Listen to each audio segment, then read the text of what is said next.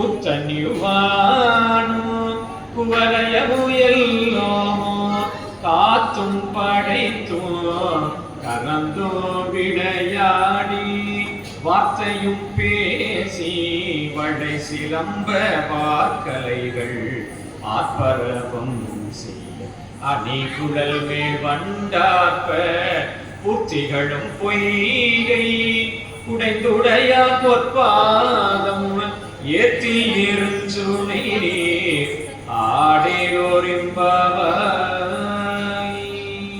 திருச்சிற்றம்பலம். நம பார்வதீபதே. ஹரஹர மகாதேவா. தென்னாடுடைய சிவனையே போற்றி. ஏகம்பத்துரைந்தாய் போற்றி. அண்ணாமலை மன்னா போற்றி. தென்தில்லை மன்றினுள் ஆடி போற்றி. திருச்சிற்றம்பலம். எல்லாம் அல்ல ஞானமே வடிவாக விளங்கக்கூடிய அருதரும் சிவகாமி எம்மை உடனாகிய அருள்மிகு சிவானந்த புத்த பெருமானுடைய எடுத்த பொற்பாத கமலங்களையும் இத்திருத்தலத்தில் எழுந்தருளை அருள்பாலித்துக் கொண்டு வரக்கூடிய அடியவருக்கு அடிவந்த பிரானாகிய சிவலோகநாத பெருமானுடைய திருவடி கமலங்களையும் மனமொழி மேகலினாலே வணங்கி மகிழ்ந்து வழிபாடு செய்து கொண்டு நாளும் நம்மை நடைமுறைப்படுத்தி வரக்கூடிய திருக்கைலாய பரம்பரை பெருமையாதின நட்சத்திர குருமுனிகளுடைய பொன்னார் திருவடி கமலங்களை திசை நோக்கி வணங்கி மகிழ்ந்து திருகளாகி சிந்தை நிறுத்தி அடியனை பக்தி கடவுள் பதித்த ஞானாசிரியர் மக்களுடைய குருவருடையும் இங்கே எழுந்தருள் இருக்கின்ற அடியார் மக்களுடைய திருவடி கமலங்களையும் அடியேன் மனமொழி மேகலினாலே வணங்கி மகிழ்ந்து இன்றைய நாள் நமக்கு ஒரு நன்னாளாக அமைகின்றது. மார்கழி மாதத்தினுடைய மணிமகுடமாக விளங்கக்கூடியது பாவி விழா. ஆதரினால் ஆதரித்த அம்மான் என்று நம்முடைய நாவுக்கரச பெருமான் குறிப்பிடுகின்றார். ஆதரினால் காணாதே போதியோ கும்பாவா என்று சொல்லி ஞானசம்பந்த பெருமான் குறிப்பிடுகின்றார். அந்த வகையில் இந்த திருவாதிரை விழா என்பது நம்முடைய சைவத்தினுடைய பாரம்பரிய விழாக்களில் ஒன்றாக விளங்கக்கூடியது. அந்த விழாவில் ஒரு பகுதியாக விளங்கக்கூடியதுதான் இந்த பாவை விழா என்று சொல்லக்கூடிய ஆதரை விழா என்று ஒரு நாள் எல்லா ஊரிலும் ஏகதன உற்சவமாக நடைபெறும். தில்லை போன்ற பெரிய தலங்கள்ல 10 நாள் உற்சவமா நடக்கும். அது இப்பொழுது பாவை விழாவாக எல்லா பகுதிகளிலும் சிறப்பாக 10 நாள் திருவம்பாவை முழுமையாக பாராயணம் செய்தல் என்ற ஒரு பாவை விழாவாக சிறப்பாக நம்முடைய சைவ உலகம் எங்கும் கொண்டாடப்பட்டு வருகிறது. தில்லை சிற்றம்பலம் உட்பட எல்லா சிவாலயங்களிலும் நம்முடைய சைவ திருமணங்கள் அனைத்திலும் இந்த மரபு கடைபிடிக்கப்படுகின்றது. இந்த 10 நாட்களும் நம்முடைய ஆன்மார்த்த பரார்த்த வழிபாடுகளில் திருவம்பாவை மட்டுமே ஓத வேண்டும் என்கின்ற அந்த ஒரு விதியை நம்முடைய பெருமக்கள் கடைபிடித்திருக்கிறார்கள். இது எந்த காலத்தில் தொடங்கியது என்பதற்கு நமக்கு அறுதியிட்டு சொல்ல முடியாது. ஆனால் சில சான்றுகள் கிடைக்கிறது என்பதை நாம் ஒவ்வொரு ஆண்டுமே சொல்லுகின்றோம். ஏன் என்று சொன்னால் இதனுடைய மரபு நம்ம தெரிந்து கொள்ள வேண்டும். அப்படி அந்த வகையில் முக்கியமான ஒரு செய்தி மாணிக்கவாசகருடைய காலத்துக்கு பிறகுதான் ஏற்பட்டிருக்கும். அதுல மாற்று கருத்து இல்லை. ஏன்னா அவர் வந்து திருவம்பாவை பால்தான் இல்லை, அதுல மாற்று கருத்து இல்லை. அதுல இன்னொரு முக்கியமான ஒரு விஷயம் பார்த்தீங்கன்னா, நமக்கு ஒரு 250 வருஷத்துக்கு முன்னாடி வாழ்ந்த நம்முடைய திருக்கைலாய பரம்பரை திருவாவூர்துறை ஆதீனத்தினுடைய குலதெய்வம் என்று போற்றக்கூடிய மாதவ சிவஞான முனிவர், மாபாடி கர்த்தர் என்று நாம் எல்லாம் கொண்டாடக்கூடிய சிவஞான போதத்துக்கு உரைவகுத்த பெருமகனார். அப்படிப்பட்ட அந்த பெருமகனார் வந்து நமக்கு அருளை செய்த ஒரு அற்புதமான ஒரு நூல், ஒரு சிறிய ஒரு பகுதி இருக்கக்கூடிய ஒரு நூல் தான் திருத்தொண்டர் திருநாமக்கோவைன்னு அருளை செய்திருக்கிறார். ஒரு சின்ன ஒரு 20-30 அடி தான் இருக்கும். அதுல அதனுடைய நோக்கம் என்னங்கிறத அவர் சொல்றார். இந்த 10 நாட்கள் அடியவர் 63 திருநாமங்களை சொல்லக்கூடிய திருத்தொண்ட தொகையை நம்மால் ஓத முடியாமல் போய்விடுகிறது அல்லவா? ஏன்னா எல்லா திருமுறையும் நம்ம திருவம்பாவை தவிர வேற திருமுறையும் பாட மாட்டோம். ஏன்னா சைவர்களுக்கு எல்லாம் தேசிய கீதம் எதுனா திருத்தொண்ட தொகை தான். நாங்க எங்க போனாலும் எங்கேயாவது அடியார் பெருமக்கள் திருத்தொண்ட தொகையை வந்து பார்த்து பாடினாங்கன்னா நான் வந்து கோவப்பட்டு சொல்லுவேன், என்னங்க அடியாரா இருக்கிறீங்க, திருத்தொண்ட தொகையை வந்து இப்படி பார்த்து பாடுறீங்களே. மற்ற பதிகத்தை பார்த்து பாடலாம், சில பதிகங்களை நம்ம பார்க்காம பாடணும். அதுல மிக முக்கியமான முதல் பதிகம் வந்து திருத்தொண்ட தொகை. ஏன்னா அடியவர் அப்படின்னாவே நம்ம 63 அது தினமும் ஓதணும். அன்பர் சிந்தை பிரிவிலாத எப்பொழுதுமே அடியாருடைய சிந்தையில் இருக்கக்கூடியது திருத்தாண்டகன்னு நம்ம திருத்தொண்ட தொகைன்னு நம்முடைய சேக்கிழார் பெருமான் சொல்றார். தீதகற்றும் திருத்தொண்ட தொகை. அந்த திருத்தொண்ட தொகைன்னு ஒரு பதிகத்தை கொடுக்கறதுக்காகவே சுந்தரமூர்த்தி சுவாமிகள் இந்த மண்ணுலகத்துக்கு வருகிறார். திருத்தொண்ட தொகை தர அப்படிங்கிறார். மாதவம் செய்த தென்திசை வாழ்ந்தெடு தீதகற்று உலகத்துடைய திருத்தொண்ட தொகை தருவதற்காகவே வந்தார் அப்படின்னு தெய்வ சேக்கிழார் பெருமான் சொல்றார்.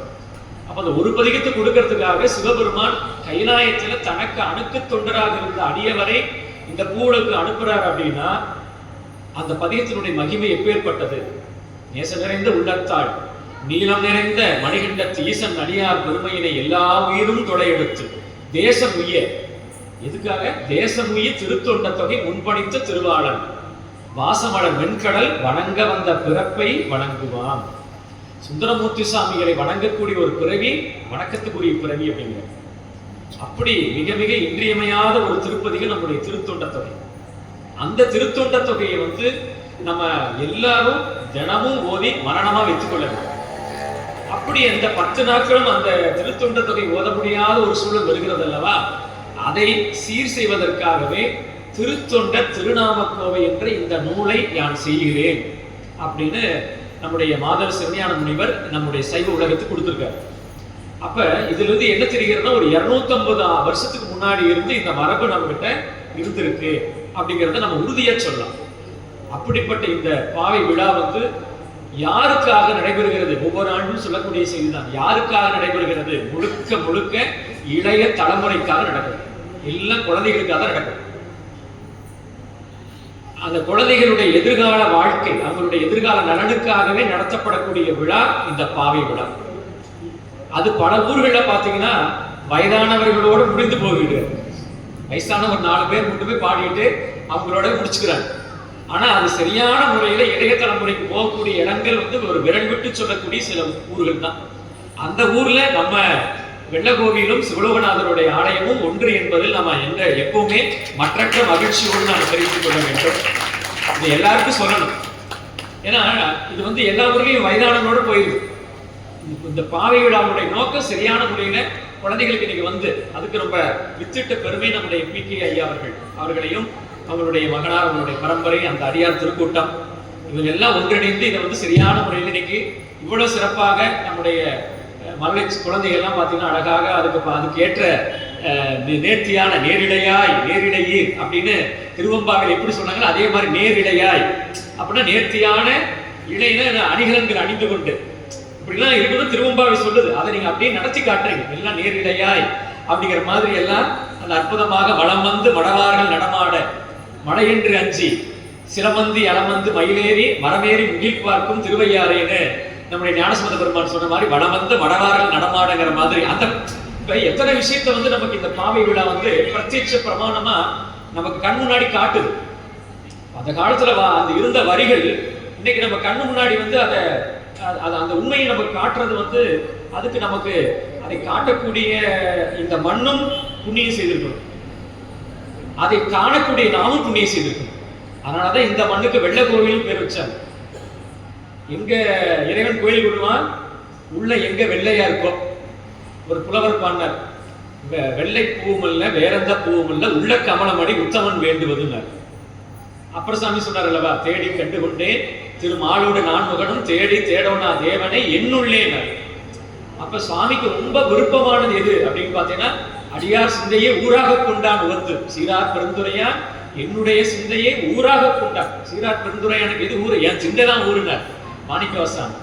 அப்படி அடியார்களுடைய உள்ள கமலம் தான் சுவாமிக்கு ரொம்ப விருப்பமானது. அந்த உள்ள கமலம் எப்படி இருக்கணும்? வெள்ளையா இருக்கும், சுத்தமா இருக்கும். நம்முடைய போட்டுதலுக்குரிய திருப்பதி சக்கரவர்த்தி வாரியார் சுவாமிகள் அவங்களுடைய இல்லத்துல ஒரு முறை சமையல் கட்ட போய் அம்மா தனியா வேலை செய்யறாங்களேன்னு போய் உட்காந்து, இன்னைக்கெல்லாம் நிறைய குழந்தை சமையல் கட்டு பக்கமே எட்டி பார்க்க மாட்டாங்க. நிறைய குழந்தைகளுக்கெல்லாம் டைனிங் ஹாலோட சரி, நமக்கு நேரத்துக்கு சோறு வந்தா சரி, அவ்வளவுதான். சமையல் கட்டு எங்க இருக்குன்னு தெரியவே தெரியாது நிறைய இன்னைக்கு பிள்ளைகளுக்கெல்லாம். சமையல் கட்டுல எங்க பார்ப்பாங்கன்னா எங்கேயா ஹோட்டலுக்கு போய் இல்ல ஹாஸ்டல்ல போய் தங்கினாங்கன்னா அங்க பார்ப்பாங்க. இங்க வீட்லயே பார்க்க மாட்டாங்க. நிலைமை இன்னைக்கு அப்படி இருக்கு. அப்படிப்பட்ட சூழல்ல வாரியார் சாமி அவங்களுடைய தாயார் ஏதாவது அவங்களுக்கு உதவி செய்யணுமேன்னு சொல்லிட்டு போய் உட்கார்றாரு. அப்படி போய் உட்கார்ற போது என்ன பண்றாருன்னா அப்படியே அங்க அந்த காய்கறி எல்லாம் அரிச்சு போட்டு அந்த நட கொஞ்சம் குப்பையா இருக்கு. என்ன பண்றாரு, இப்படி துண்டுல உதறிட்டு உட்கார்றாரா. அப்ப பாருங்க அவங்க தாயார் சொல்றாங்க பாருங்க, எவ்வளவு ஒரு அந்த அந்த பரம்பரைன்னு அப்படி இருக்கிற ஞான பரம்பரை. அம்மா சொல்றாங்களா, அவங்க தாயார் சொல்றாங்களா, ஏப்பா 2 நிமிஷம் உட்கார்றதுக்கே நீ குப்பையெல்லாம் தட்டி விட்டு உட்கார்ற. அப்ப சாமி நம்ம உள்ளத்துல குடிகொள்ளணும்னா எவ்வளவு சுத்தமா இருக்கணுமா இல்லையா அப்படின்னு சொன்னாங்க. நீ 2 நிமிஷம் உட்கார்றதுக்கு ஊதிட்டு தட்டி விட்டு உட்காருன்னா சாமி நம்ம உள்ளத்துல குடிகொள்ளணும்னா அந்த இடம் எப்படி இருக்கணும் அப்படின்னு சொல்லி அவங்களுடைய தாயார் சொன்னாங்க. அந்த வாரியார் சாமின்னு சொல்லுவாங்க. அப்படி அது மாதிரி வந்து அந்த அந்த வெள்ளை உள்ளமே கோயில், அதான் வெள்ளை கோயில். இந்த ஊருக்கு இப்படி பேர் வந்து பாருங்க, வெள்ளை உள்ளம். வெள்ளை உள்ளம் தான் இறைவன் கோயில் கொள்வான்னு காட்டுறதான் இந்த வெள்ளை கோயில். அப்படிப்பட்ட அந்த இந்த மண் தவம் செய்த காட்டி தான் திருமுறை வரிகள் இன்னைக்கும் இந்த நகரில் பிரத்யட்சமா நடந்துட்டு இருக்கு அப்படிங்கிறத நம்ம எண்ணி பார்க்கிறோம். அதே போல அந்த பெண்கள் எல்லாம் அந்த ஆடி பாடி வழிபாடு செய்யக்கூடிய இந்த காட்சிகள், அந்த திருவம்பாவை ஓடிக்கொண்டு வருவது, கோலாட்டம், ஆடி பாடி அண்ணாமலை கை தோழ ஓடிப்போம் நமது உள்ள வினைகள். கோயில் சன்னதியில் வந்து ஆடி பாடி வழிபாடு பண்ணுவதுங்கிறது ஒரு காலத்துல நம்ம கிட்ட இருந்துச்சுங்க. இன்னைக்கு நம்ம என்ன பண்ணிட்டோம், உங்களுக்கு கோயில வந்து மகுடம் சொன்னா கூட திரும்பி சொல்றதுக்கு என்ன பண்றா, கூட்டம் இருக்கா, யாரா பாக்குறாங்களா. மகுடம் சொன்னா கூட அரகரம பார்வதிபதியே அரகர மகாதேவான்னு வாயத்தில் இருக்கிறது கூட வாரொருவ பூமுறையில் வாயார நாம் பாடி, இறைவனுடைய கூட வாயார பாடி பலன் பெறணுமா. செம்மாந்து இருந்து திருவாய் திறப்ப சிவலோகத்தாரேங்கிறாங்க. அப்ப வாயை திறந்து நம்ம மகுடம் சொல்வதுக்கு நம்ம இன்னைக்கு என்ன பண்றாங்க, ரொம்ப கூச்சப்படுறாங்க மக்கள்லாம். ஆனா இதுவே பாருங்க, உங்களுக்கு வெளி உலகத்தில் இருக்கக்கூடிய இந்த திரைப்பட கூத்துகள், திரைப்பட நிகழ்வுகளுக்கு என்ன பண்றாங்க, எல்லாம் வாயை திறந்து நல்லா சத்தமா பாடுறோம். அது வேற super singers, star singer, sun singer வேற போட்டுறோம். 2 மணி நேரம் 3 மணி நேரம் எல்லாம் வாயை பிறந்து அதை அந்த பார்க்கறது ஒரு பெரிய தவமா நினைக்கிறாங்க. அதுல பாடுறத ஒரு பெரிய தவமா நினைக்கிறாங்க. அது இப்ப சொல்ற ஒரு விஷயம், அங்கெல்லாம் பாடுறதை விட அன்பு மாணவ செல்வங்கள், அதாவது குழந்தைகளுக்கு எல்லாம் சொல்றது, நீங்க super singers, star singers, sun singers, அதை விட இன்னும் என்னென்ன சிங்கர்ஸ் இருக்கோ அங்கெல்லாம் போய் பாடுறதை விட பல கோடி புண்ணியம் பண்ணிருக்கிறீங்க இங்க சிவலோகநாதனுடைய சன்னதியில் நீங்க பாடுறது. அதனால இங்க நீங்க பாடுறதுனால நம்முடைய வாழ்க்கை இன்னும் மென்மையான வளர்ந்துகிட்டே போகுது. அங்க போய் பாடினா உங்களுக்கு என்ன கிடைக்கும், உங்களுக்கு மீறி போனா 1 லட்சமோ 2 லட்சம் கொடுப்பாங்க, அவ்வளவுதான். அதுக்கு மேல நமக்கு ஒன்றும் பெரிய பரிசு கிடைக்காது. அதை அடுத்து என்ன பண்ணுவாங்க, வேற யாராவது கொண்டு வந்து விட்டுருவாங்க, ஒருத்தருக்கே பரிசு கொடுத்துக்க மாட்டாங்க. நமக்கு வாழ்க்கையில ஒரு முறை தான் சாப்பாட்டு அடைக்கும். சிவலோகநாதர் கோயில வந்து நீங்க பாடி வழிபட்டீங்கன்னா உங்களுடைய ஆயுள் முழுக்க ஜாக்பாட் அடிச்சுக்கிட்டே இருக்கும். எல்லா நாளும் இன்பமே, என்னாலும் துன்பம் இல்லை. இதை மட்டும் நீங்க நல்ல வாய்ப்பை இருக்கக்கூடிய அன்பு குழந்தைகள் எல்லோருக்கும் சொல்லக்கூடிய ஒரு பணிவான விண்ணப்பம், இந்த வாய்ப்பை ஆண்டுதோறும் தவறாம பயன்படுத்துங்க. வேறு சில குழந்தைகளுக்கு உங்களை மாதிரி உங்களுடைய பருவம் ஒத்திருக்கக்கூடிய பெண் குழந்தைகள் யாரா இருந்தாலும் அவங்களுக்கு எல்லாம் சொல்லுங்க. நமக்கெல்லாம் இது உங்களுடைய எதிர்கால நலனுக்காகவே நடத்தக்கூடிய ஒரு பெரிய விழா என்பதை உணர்ந்து போற்றுமாறு அன்போடு கேட்டுக்கொண்டு, அல்லாத பிற வார்த்தை ஆலயத்தில் பேசற்கன்னு சொல்லுவாங்க, பெற்றமரும் பெருமானை எல்லாள் பேசுவது மற்றோர் பேச்சிலோமே என்று ஞானசம்பந்த பெருமான் சொல்லி இருக்கின்றார். அப்படி அந்த வகையில் இந்த பாவை விழாவில மற்றும் ஒரு சிறப்பாக, அந்த பாவை விழா நிறைய பண்ணிட்டு வந்த உடனேயே இந்த விழாவில் நாம் இன்னும் பக்குவம் அடைவதற்கு என்ன பண்ணணும், நிறைய செய்திகளை கேட்கணும். நம்முடைய சைவ சமயத்துல என்ன சிறப்பா சொல்லப்பட்டிருக்குன்னா, ஞானத்தாள் வீடுன்னு சொல்லியிருக்கிறாங்க. வீடு பேர் எப்படி கிடைக்கும், ஒவ்வொரு சமயம் சொல்லுது. ராமலிங்க வள்ளலார் என்ன சொல்றாரு, ஜீவகாரணியமே வீட்டின்பத்துக்கான திறவுகோள்ங்கிறார் அவரு சொல்றாரு. இப்படி ஒவ்வொருத்தரும் ஒவ்வொரு விதமான கருத்து சொல்றாங்க, ஒவ்வொரு சமயத்தாரும் ஒவ்வொரு சொல்றாங்க. கிறிஸ்துவர்கள் ஞாயிற்றுக்கிழமை போய் உட்காந்து அவங்க தேவாலயத்தை தரிசனம் பண்ணா போதும் நினைக்கிறாங்க ஞாயிற்றுக்கிழமை. ஆனா நம்ம ஊர்ல பார்த்து ஞாயிற்றுக்கிழமை தான் கோயில கூட்டமா இருக்கு, கூட்டம் குறைவா இருக்கு. மற்ற நாள்ல கூட்டம் நிறைய இருக்கு. ஞாயிற்றுக்கிழமை தான் நம்ம கோயில கூட்டம் குறைவா இருக்கு.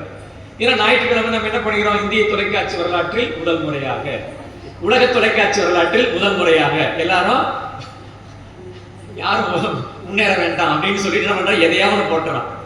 நாமளும் என்ன பண்றோம், உங்களுக்கு மஞ்சப்பை எடுத்துட்டு போய் எதையோ சாப்பிட்டு எல்லாமா இறை விழுகிற மலைப்பாம்பு மாதிரி எல்லாரும் கிடப்பாங்க வீட்டுல. இதான் இந்த ஞாயிற்றுக்கிழமைங்கிறது நம்ம இந்துக்கள் வீடுகள் நடக்கக்கூடிய விஷயம்.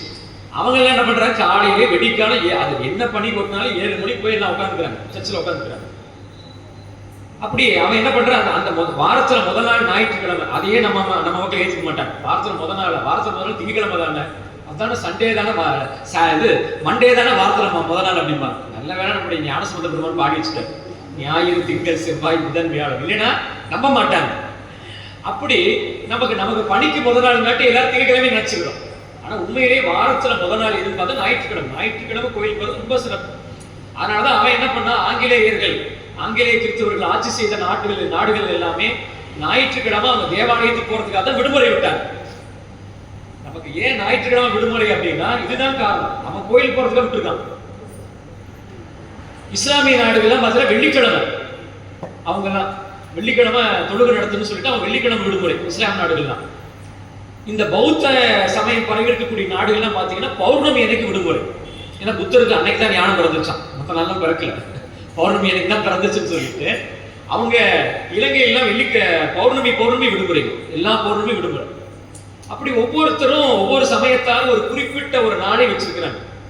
ஆனா நம்முடைய சமயத்துல அப்படி ஒரு நாள் குறிக்கப்படவில்லை. அதனால நமக்கு எல்லாத்துக்கும் என்ன ஆயிடுச்சு, உங்களுக்கு அதுவே சௌரியமா போச்சு.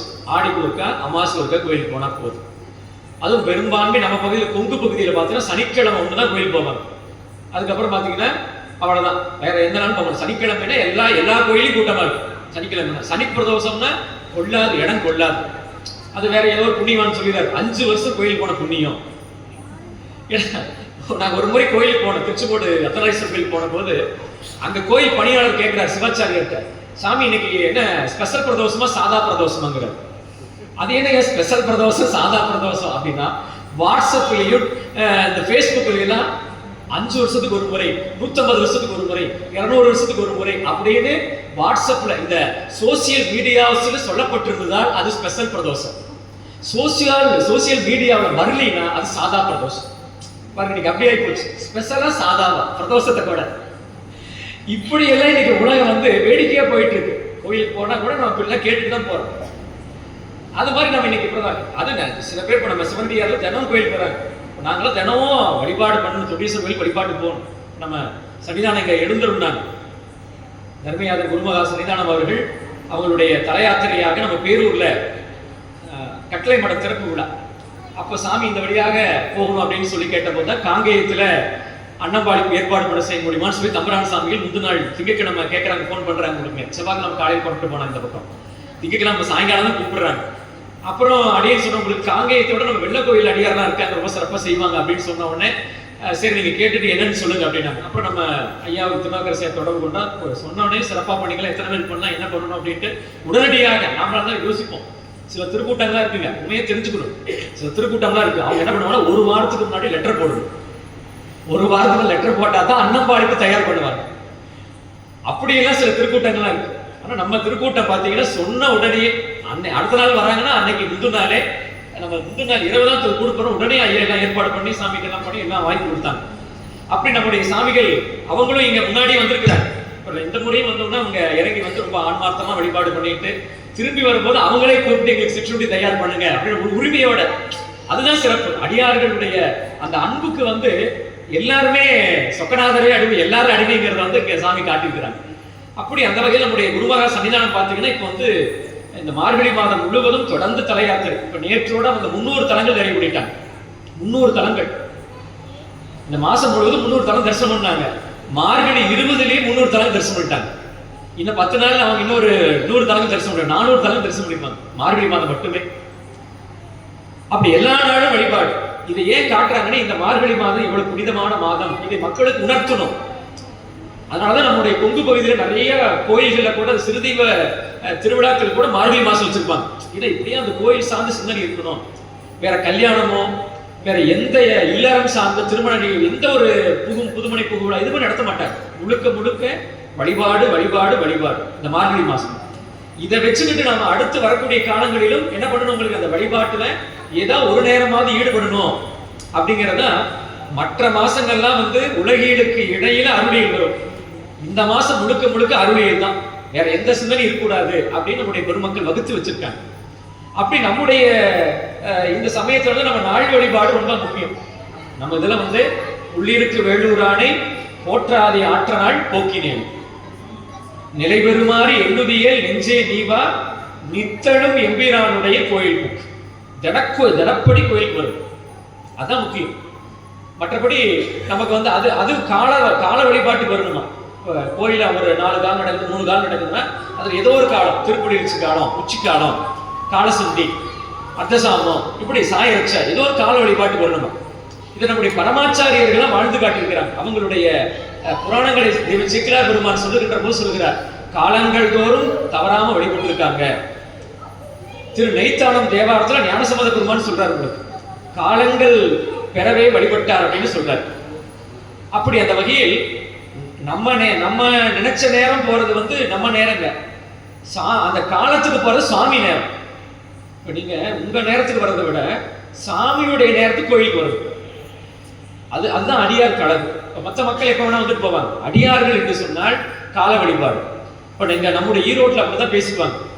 அடியாருக்கு சந்திச்சுட்டாங்க, நாங்கள் இன்னைக்கு காலசந்திக்கு வந்தீங்களா, உச்சிக்காலத்துக்கு வந்தீங்களா, சாயரட்சையா, நான் இன்னைக்கு உச்சிக்காலத்துக்கு தான் வர முடிஞ்சது, காலசந்திக்கு வர முடியலம்மா. இப்படி அவங்க பேசுகிறதே அடியார் பெருமக்களுக்குள்ள பேசுறதே காலசந்தியா உச்சிக்காலமா, நாங்கள் அடியார்களுக்குள்ளேயே இவங்க காலசந்திக்கு வரவங்க உச்சிக்காலத்துக்கு வரவங்க அர்த்த சாமம், இப்படி பார்த்தோன்னே அர்த்த சாமம் அப்படி அர்த்தம் அடியார்கள் அப்படிம்போம், திருப்பலி வச்சுருந்தோம். அப்படி அந்த அந்த அந்த காலந்தோடு வந்து வழிபடக்கூடிய அடியார் பெருமக்கள்லாம் பார்க்கற போது எங்களுக்கு அது ஒரு சந்தோஷமா இருக்கு. ஒரு 4 நாள் போறவங்க என்ன பண்ணுவாங்க, அடுத்த 5ஆம் நாள்ல இருந்து நம்ம ஏதோ ஒரு காலத்துக்கு போயிடணும் அப்படிங்கிற ஒரு உணர்வை வந்து கோயில் ஏற்படுத்துவாங்க. அதுதான் கோயில் வழிபாடு. நாளும் போகணும். அப்படி நீங்க நாளும் போனாதான் நமக்குள்ள என்ன வரும், ஏதாவது ஒரு காலத்துக்கு போகணுங்கிற எண்ணம் வரும். இல்லை என்ன பண்ணுவாங்க, நினைச்ச நேரம் தோன்ற நேரம் போகும். அப்படி அந்த கால நேரம்ங்கிறது வந்து சாமியுடைய நேரம், கால வழிபாடு. அந்த நேரத்துக்கு போறது என்பது வந்து பார்த்தீங்கன்னா ஒரு பெரிய சிறப்பு. நம்முடைய பரமாச்சாரியர்கள் அப்படிதான் நால்வர் பெருமக்கள் வாழ்ந்து காட்டியிருக்கிறாங்க. அந்தந்த நேரத்துக்கு போய் வழிபடுவாங்க. நாயன்மார்களும் அப்படித்தான் அந்தந்த நேரத்துக்கு போய் வழிபட்டு மற்ற பணிகள் பார்த்துருக்காங்க. கோயிலே கதியான்னு யாரும் இல்லை. பரமாச்சாரியர்கள் அவங்க முழுக்க அந்த அந்த பணி சைவ பயிரை வளர்க்கவே வந்தவங்க. அதனால அவங்க தொடர்ந்து தலையாத்திரையாக இருந்தாங்க. இப்ப நம்ம சன்னிதானம் 400 தலங்கள் தரிசனம் பண்றாங்க, நாமளும் அப்படி மார்கழி மாசம் முழுக்க போக முடியுமானா அவங்களுடைய பணி முழுக்கவே நாடு இறைப்பணி. இப்ப நாம எல்லாம் குடும்பத்தில் இருக்கிறோம், அவங்க துறவி. நாம அதே மாதிரி நாமளும் 400 தலங்களுக்கு போக முடியும் மார்கழி மாசம். ஆனா நாம போற கோயிலுக்கு தினம் போனாவே போதும். அதைத்தான் நம்ம சொல்லக்கூடிய ஒரே விஷயம் என்னன்னா, ஐயா கிட்ட கூட பேசும்போது சொன்னாங்க, நம்ம கோயில் நம்ம எல்லாம் சிறப்பா பண்ணணுங்க, அதுதான் நம்மளுடைய முக்கியமான நோக்கம் அப்படின்னாங்க. அதான் முக்கியம். நம்ம ஒரு கோயில் தேர்ந்தெடுத்துக்கொண்டு நம்முடைய பரமாச்சாரியர்கள் 63 நாயன்மார்ல நம்முடைய பரமாச்சாரியர்கள் தவிர மற்ற நாயன்மார்கள்லாம் ஒரே கோயிலுக்கு தொடர்ந்து தொண்டு செஞ்சவங்க தான். ஊரா போனவங்களாம் இல்லை. பரமாச்சாரியர்கள் தான் என் 4 பெருமக்கள் தான் எல்லா தலங்களுக்கும் போனாங்க. மற்ற எல்லா அடியாரும் அந்த ஊர்ல சிறுதொண்டரா திரு செங்காட்டக்குடியில் பணி செஞ்சார், முருகநாயனாரா திருப்புகலூர்ல வர்த்தமானேஸ்வரத்தை தொண்டு செஞ்சார், நீலநக்க நாயனாரா அவருடைய தளத்தில் தொண்டு செய்தார். இப்படி ஒவ்வொருவரும் அந்தந்த அடியார பெருமக்கள் அந்தந்த தலங்கள்ல தொண்டு செஞ்சிருக்காங்க. அப்படி அது மாதிரி நம்முடைய சமயத்துல வந்து ஜனப்படி கோயிலுக்கு போறோம். ஆனா உலக மக்கள் என்ன பண்றாங்க, ஜனப்படி கோயிலுக்கு போறவங்களை பார்த்து என்ன கஷ்டமோ தெரியலீங்க, தினமும் கோயிலுக்கு போறாங்க. நான் நினைவு தெரிஞ்ச வருஷத்து பாக்குறேங்க, 30 வருஷமா ஒரு 10 வருஷமா கோயிலுக்கு போறாங்க. என்ன கஷ்டமோ பாவம், என்ன கடனை இன்னும் அடைக்க முடியல, கடன் கோடி கணக்கில் இருக்க மாட்டிருக்கு அப்படின்னு நினைச்சுக்கிறாங்க. ஆனா நம்ம நினைக்கிறோம் பாவம் இவங்கெல்லாம் அறியாமையில் இருக்கிறாங்க. அறியாமை தான் பாவம், என்ன சொல்றது. அப்படி அறியாமையில மக்களை பொறுத்த வரைக்கும் தினம் கோயிலுக்கு போறவங்களுக்கு ஏதோ தீராத கஷ்டம்னு நினைக்கிறாங்க. ஆனா உண்மையிலேயே இன்பமே என்னாலும் துன்பம் இல்லை, கோயிலுக்கு வந்தா தான் தெரியும். திருவாதிரை பதிகத்துல அருமையா சொல்றாரு அப்பர் சுவாமிகள், துன்பம் நும்மை தொழாத நாட்கள் என்பாரோ, இன்பம் நும்மை ஏத்தும் நாட்கள் என்பாரோ, நும்பின் எம்மை நுழைய பணியே என்பாரோ, அன்பன் ஆரூர் ஆதிரை நாடால் அது வண்ணம். என்ன சொல்றார் அப்பர் சுவாமி, துன்பம் உண்மை தொழாத நாட்கள் என்பார். அடியார்களுக்கு எது துன்பம், சாமி வந்து வழிபடாத நாள் நமக்கு துன்பம். எது இன்பம், உண்மை ஏத்தும் நாட்கள், இறைவனை வழிபடக்கூடிய நாட்கள் எல்லாம் இன்பம். எனவே அப்படிப்பட்ட இந்த அருமையான இந்த பாவை விழா, மார்கழி விழா, இவற்றையெல்லாம் பயன்படுத்தி கொண்டு நமக்கு திருவருள் உணர்த்தக்கூடிய ஒரு முக்கியமான செய்தி என்ன என்று சொன்னால், நாள் வழிபாட்டை நாம் எல்லாரும் செய்யணும். அந்த நாள் வழிபாட்டுக்குள்ள வந்தாச்சாங்க நம்ம அடுத்த கட்டத்துக்கு ப்ரமோஷன் ஆக முடியும், அடுத்த கட்டத்துக்கு போக முடியும். அடுத்த கட்டம் என்ன, தொண்டு செய்யணும். அதைத்தான் நம்முடைய சைவ சமயம் சொல்லுகிறது, ஞானத்தாள் வீடுனாங்க. அந்த ஞானத்தாள் வீடுங்கிறத நம்ம அந்த ஞானத்தை எப்படி பெற முடியும் அப்படிங்கிற போது, கேட்டல், சிந்தித்தல், தெளிதல், நிட்டை கூடல் தான். இவற்றை கடைபிடிக்கணும். கேட்டல், நல்ல ஞான நூல்கள்னா பாடம் கேட்கணும், பாடம் கேட்டு அதை சிந்திக்கணும், சிந்தித்து என்ன பண்ணணும், தெரிஞ்சு அதன் பிறகு அந்த பயன் தான் என்னன்னா சரியை கிரியை யோகம் என்று சொல்லக்கூடிய தவங்களை மேற்கொள்ளணும். நீங்க சரியை கிரியை யோகம் ஆகிய அந்த தவத்தை மேற்கொள்வதற்கு முன்னாடி அந்த பாடம் கேட்டோம்னா தான் நமக்கு என்ன கிடைக்குங்க, அந்த சரியை கிரியை யோகத்துல ஒரு ஈடுபாடு வரும். இப்ப நம்ம இன்னைக்கு சாமி முழுக்க வெள்ளை சாத்தல் இருக்கிறாங்க, உள்ள பெருமான அப்படியே வெள்ளை சாத்தி இன்னைக்கு அற்புதமாக வெள்ளை கோயில் பெருமான், இன்னைக்கு வெள்ளை கோயில் பெருமானாக இன்னைக்கு காட்சி கொடுக்கிறார் அப்படின்னா, இதற்காக இன்னைக்கு இந்த காட்சி வருவதற்கு அன்பர்களுடைய முயற்சி எவ்வளவு தூரம், எவ்வளவு மணி நேரம் நடந்திருக்கும் நினைச்சு பாருங்க. அலங்காரம் எவ்வளவு நேரம் நடந்திருக்கும், அலங்காரத்துக்கு முன்னாடி அந்த மலர்ப்பணி எவ்வளவு நேரம் அதுக்காக தயாரிச்சவங்க நேரம் ஒதுக்கி எவ்வளவு நேரம் செஞ்சிருப்பாங்க அப்படிங்கிறது அந்த அன்பருக்கும் உள்ள இருக்கிற சிவலோகநாதருக்கும் தெரியும். மாணிக்கவாசகர் சொன்னார் அல்லவா, நான் தனக்கு அன்பின்மை நானும் தானும் அறிவோம். இதுக்காக எவ்வளவு நேரம் செலவிட்டங்கிறது சிவலோகநாதருக்கு தெரியும், பணி செஞ்சவங்களுக்கு தெரியும், நமக்கெல்லாம் தெரியாது. நம்ம வந்தோமா அருமை அப்படின்னு வந்துருவோம், 2 நிமிஷத்துல நம்ம தரிசனம் வந்துருவோம். ஆனா நாம 2 நிமிஷம் தரிசனம் பண்றோம், ஆனா இந்த காட்சி கொண்டு வருவதற்கு அங்க எவ்வளவு தூரம் அவங்க முயற்சி பண்ணிருப்பாங்க. அப்ப அந்த முயற்சி பண்ணி அவங்க அந்த நேரம் ஒதுக்கி செய்யறாங்கன்னா அதற்காக அவங்களுடைய அந்த அர்ப்பணிப்பு சலிக்காம 10 நாள். மாணிக்கவாசகர் சொல்றாரு பாத்தீங்களா, தப்பாமே தாம் பிடித்தது சரியா. இன்னைக்கு எல்லாம் நம்ம நிறைய விஷயங்கள் சலிப்பு வந்துடும். ஒரு 2 நாள் பண்ணுவோம், ஒரு நாள் ஆர்வமா பண்ணுவோம். அந்த ஆர்வத்தை விட ஆர்வ கோளாறுன்னு சொல்லலாம். நிறைய பேர் பண்ணுவாங்க, ஒரு நாள் பண்ணுவாங்க, ஒரு நாள் ஆர்வமா அந்த அவளை பூக்கட்டலாம் வாங்க வந்துடுறாங்க. அப்ப 2 நாள் என்ன பண்ணுவாங்க, கொஞ்சம் வேலை இருக்குங்க அப்படின்வாங்க. அப்புறம் என்ன பண்ணுவாங்க, போன் எடுக்க மாட்டாங்க, அவ்வளவுதான், முடிஞ்சு போச்சு. நீங்க தொடர்பு கொள்ள வாடிக்கையாளர் தச்சமே தொடர்புலைக்கு வெளியே உள்ளாருன்னு முடிஞ்சு போச்சு, போன் எடுக்க மாட்டாங்க. இப்படிதான் நீங்க உலக மக்கள் இருப்பாங்க. ஆனா 10 நாளும் சாமிக்காக இதுக்காக எவ்வளவு மணி நேரம் செலவிட்டு சாமி இப்படி எல்லாம் அலங்கரிக்கணும். ஏன்னா தர்மயாதன குருமுதல்வர் பாடினார், உன்னை சிங்காரித்து உணரழகு பாராமல் என்னை சிங்காரித்து விடப்பட்டேன். நம்மளை சிங்காரிக்கிறது எப்ப, ஏன்னா இந்த உடம்பு ஒரு காலத்துல அழியக்கூடிய உடம்பு, விட்டுவிட போகிறது உயிர், விட்டவன் என்ன பண்றாங்க, சுட்டுவிட போறாங்க பட்டினத்து சாமி. அப்ப நம்ம அலங்கரிச்சு ஏதாவது பயன் இருக்கா, ஒண்ணுமே இல்லை. ஆண்டவன் அலங்கரிச்ச உள்ள கிளியில் அவர் நம்ம உள்ளத்துல வருவார், அவர் நினைச்சு நம்ம உய்தி அடையலாம். அது ஒரு அடியவர் எப்பவும் அவருடைய தடைக்கு என்ன பண்ணுவார், சாயம் பூசுவாரா. வீட்டுல அந்த அம்மையார் பாடினாங்க, சிவபூதி செல்வர் உன்னை சிங்காரித்து உனதழகு பாராமல் அவருக்கு அப்படியே டக்குன்னு போய் அடிச்சுதான். சரி நான் இனிமேல் மை பூச மாட்டேன் விட்டுட்டார், அந்த அடியார் விட்டுட்டாரு. அப்படி அந்த ஒரு உறுதிப்பாடு சில பேருக்கு கேட்டோட ஞானம் வரும். அதுதான் அந்த கேட்கறது, நல்ல நூல்களை கேட்கறதுடையது. இப்படிலாம் நமக்கு ஏதோ ஒரு சொற்பொழிவு ஏன் வைக்கிறாங்க, அதுதான் சொல்ல வரும். நீங்க ஆடி பாடி வழிபாடு பண்றோம், முடிச்சுன்னு ஒரு தீபாவளி பண்ணாங்களா, பிரசாதம் கொடுத்தாங்களா, சாப்பிட்டமா போனமான்னு இருக்காம உட்காந்து இது ஒரு என்னமோ தினமும் ஒரு 3/4 மணி நேரம் 1 மணி நேரம் உட்கார வச்சுறாங்களே, ஒவ்வொரு ஊர்ல இருந்து ஒருத்தர் என்னமோ பேசுறாங்களே அப்படின்னு நிறைய பேர் யோசிக்கலாம். நீங்க அதை கேட்கத்தான் நாம ஏன் தொண்டு செய்யணும், ஏன் நம்ம கோயிலுக்கு வரணும், இது மாதிரியான செய்திகள்லாம் நமக்கு அந்த கேட்டல் மூலமா தான் இறைவன் கொடுப்பார். பிறவியினுடைய நோக்கம் என்னங்கிறது இறைவன் நமக்கு உணர்த்துவது எப்படின்னா இந்த கேட்டல் வாயிலாத்தான். அதனாலதான் நம்ம எல்லாம் பிறந்த உடனேயே காதணி விழாங்கிறத ஒரு பெரிய திருவிழாவா எடுக்கிறோம். மூக்கூத்துறதுக்கு யாராவது கூப்பிடுறாங்களா, இல்ல கொலுசு போறதுக்கு யாராவது கூப்பிடுறாங்களா, அரணா கூட்டுறதுக்கு யாராவது ஏதாவது பத்திரிகை அடிக்கிறாங்களா, அரைநான் கூட்டு விழா அனைவரும் வருக, கொலுசு அணிவிக்கும் விழா குடும்பத்தோடு வருக அப்படி ஏதாவது பத்திரிகை பார்த்துருக்கீங்களா? புலவரை எல்லாம் சிரிக்கிறாங்க, என்னென்னமோ சொல்றீங்களே, கேட்காத விஷயத்துல சொல்றீங்க. அப்படி அது மாதிரி காதணி விழா நம்ம கொண்டாடுறோம். ஏன் காதணி விழா கொண்டாடுறோம் அப்படின்னா, இதுக்குத்தான் நம்முடைய ஐயா போன்ற சாத்திரம் வல்லுநர்களுக்கு எல்லாம் தெரியும். இதுக்கு ஞானேந்திரியம்னு பேர். இந்த செவிக்கு என்ன பேருங்க, ஞானேந்திரியம்னு பேர். அதனாலதான் என்ன சொல்றாங்க, உங்களுக்கு கற்ற நாயின்னு கேட்க, நமக்கு உபதேசத்துக்கு செவி வழியாத்தான் சொல்றாங்க.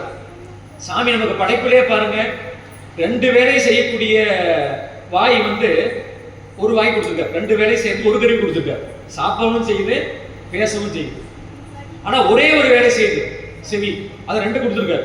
அப்ப என்ன அர்த்தம், நம்ம சாப்பிட்றத விட பேசுறத விட நிறைய கேட்கணும், நிறைய கேட்கணும். எனைத்தானும் நல்லவை கேட்க அனைத்தானும் ஆன்ற பெருமை தரும்னு சொல்றாங்க. எவ்வளவு தூரம் நமக்கு வாய்ப்பு கிடைக்கிற போதுதான் நல்ல விஷயத்த அது எத்தனை முறை வேணா கேட்கலாம். ஒரே செய்தியா இருந்தாலும் கூட திரும்ப திரும்ப சில பேர் கூட யோசிக்கலாம், நீங்க ஒவ்வொரு வருஷம் வந்தாலும் இந்த பாவியோட பத்தி ஒரு 10 நிமிஷம் பேசுறீங்க, எங்களை பத்தியே சொல்றீங்க அப்படின்னா இந்த விஷயத்தை திரும்ப திரும்ப, ஏன்னா இது பார்த்தோன்னே ஏற்படக்கூடிய ஒரு மகிழ்ச்சி. ஏன்னா நம்ம இந்த விழா எதுக்காக நடத்துறாங்களோ அது சரியான இடத்துல போய் சேர்ந்திருக்கேங்கிற போது எங்களுக்கு ஒரு மன திருப்தி. அந்த மன திருப்தி பதிவு பண்ணணும் இல்லை, அதுக்காக சொல்றேன். அப்படி திரும்ப திரும்ப இந்த செய்தி நீங்க கேட்டாலும் கூட எதற்காக, இன்னும் உங்களுக்கு ஒவ்வொரு ஆண்டும் அந்த உழைப்பா வரணும். ஒரு நாளைக்கு கூட கொஞ்சம் பணி அதிகமா இருக்கு, கொஞ்சம் யோசிக்கலாம் போறது அப்படின்னு யோசிச்சா கூட உங்களுக்கு என்ன தோணும், நேற்று தான் சொன்னாங்க என்னவா இருந்தாலும் நம்ம போயிடணும், இன்னும் ஒரு 4 நாள், இன்னும் ஒரு 5 நாள் அப்படின்னு அந்த உறுதிப்பாடை கொடுக்கறதாங்க இந்த கேட்டல் தவம். எனவே அந்த ஒரு அருமையான தவத்தை நம்முடைய ஆலயத்துல தொடர்ந்து பாவை விழாவோட சேர்த்து இப்படி சிந்தனை இருக்கணும் அப்படிங்கிறதுக்கு ஒரு இடம் கொடுத்து ரொம்ப சிறப்பான இந்த ஞான வேள்வி, இதுக்கு பேரு எழில் ஞான பூஜைன்னு பேரு. இந்த பூஜைக்கு இது பூஜைன்னு பேரு. நீங்க கேட்கிற சொற்பொழிவு கேட்கறதுக்கு பேரு பூஜை. அதுக்கு என்ன பேரு சித்தியார் சொல்றாரு, எழில் ஞான பூஜை. ஞான நூலை ஓதுவதும் கேட்கிறதும் சிந்திக்கிறதும் கேட்பிக்கிறதும், அதுக்கப்புறம் கேட்கிறது, ஓதுவது ஓதுவித்தல், கேட்டல் கேட்பித்தல், அப்புறம் சிந்தித்தல், இவை 5ம் இறைவனடி அடைவிக்கும் எழில் ஞான பூஜை அப்படின்னு சொல்லி நம்முடைய அருணந்தி சிவாச்சாரியார் சொல்லியிருக்காரு. அப்ப இதுவே ஒரு வழிபாடு தான். உட்கார்ந்து நம்ம இறைவனை பத்தி சிந்திக்கிறோமா கேட்கிறோமா, இது ஒரு வழிபாடு. இதனுடைய பயன் என்ன, நமக்கு ஞானம் என்பது கிடைக்கும். இறைவனுக்கு செய்கின்ற தொண்டுல மனசு ஈடுபடும். ஞானங்கிறது என்ன, ஞானம் என்பது ஈசன் பால் அன்பே. தேவ சேக்கிழார் பெருமான் தெளிவா சொல்றார். ஞானங்கிறது என்னன்னா இறைவன் பால் அன்பு, வேற ஒண்ணும் இல்லை. அந்த அன்பு எப்படி வரும், இறைவன் என்ன செய்திருக்காருன்னு நம்ம தெரிஞ்சுக்கிட்டா தானே அன்பு வரும். அதைத்தான் நம்ம இன்னைக்கு தலைப்பே.